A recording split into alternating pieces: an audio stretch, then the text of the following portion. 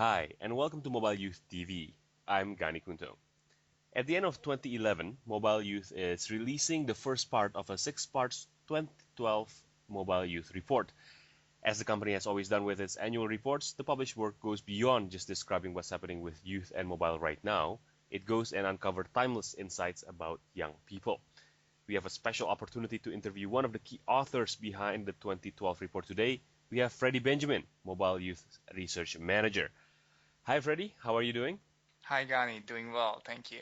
So, Freddie, with Mobile Youth having tracked mobile and youth culture in over 63 countries for over 10 years, what makes the 2012 report different than all the previous annual reports?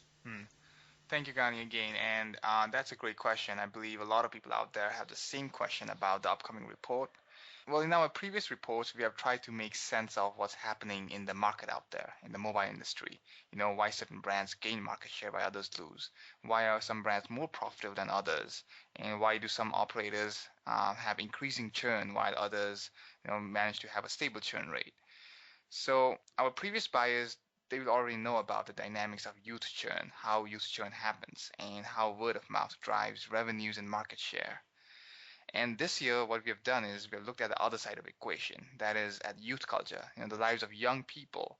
This year, the Mobile Youth Report tells how young people use their mobile phones, why they use their mobile phones, and what shapes their preferences in making the purchase decisions. Right, and the report does this by using some very interesting case studies and by telling some really interesting youth stories. What's the one story that stood out the most for you, Freddie? Well, I'm not exactly going to reveal a lot about it here. You'd have to buy the report for that. But I will mention that my favorite story in the report is that of Instagram. Now, Instagram is a mobile application that allows its user to apply a retro filter on the image and then share it to the network, basically. It's a very popular app on the Apple iPhone.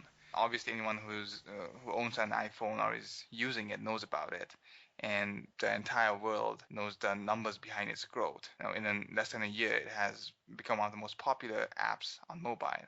But very few are aware that Instagram's success is led by the offline Instagram communities of amateur photographers who organize photo meetups, and this happens across the world.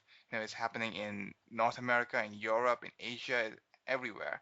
So a lot of interesting insights from this case study. Right, so there are a lot of case studies like this, and the discovery of stories and case studies is always interesting because when a writer writes, he often discovers something new about the subject that he thought he already knew everything about, right? And it's a delightful surprise usually.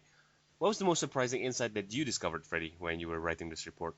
It's really true that writing the report has been a journey, and usually is a journey of consolidating 1 year or even more worth of research into this report that is going to be available to our clients. And to answer your question about what was the most surprising insight that I discovered, well, I would say that one of the things that I found out was that like young people, they actually prefer offline to online, as in they prefer offline interaction to online interaction.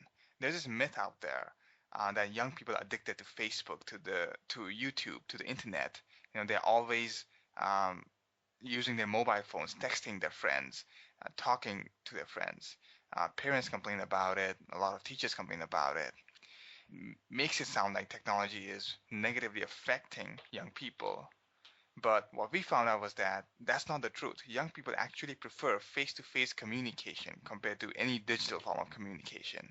Mobile phones and applications were being used by young people to plan and organize offline activities, like the hangouts, more than anything else. So this goes to show that young people still value that face-to-face time, that offline time, more than spending time online or on the phone texting their friends. And what is the implication of this to mobile companies? That's what people can discover right in the Mobile Youth Report. All right, excellent. Thanks, Freddie, for taking the time with us today. Thank you, Gani. So that's Freddie Benjamin, Research Manager, one of the key authors of the Mobile Youth 2012 report. That's all the time we have today. If you're a mobile operator or a handset manufacturer, you really have to get your hands on the 2012 report right now. Just go to mobileyouth.org for more details. The report doesn't just contain deep insights about youth today, the dynamics of their influence, how they are on social media, the opportunities that exist for mobile money and apps. The report also takes a look into actionable case studies. So make sure you don't miss out. I'm Gani Kunto. Take care.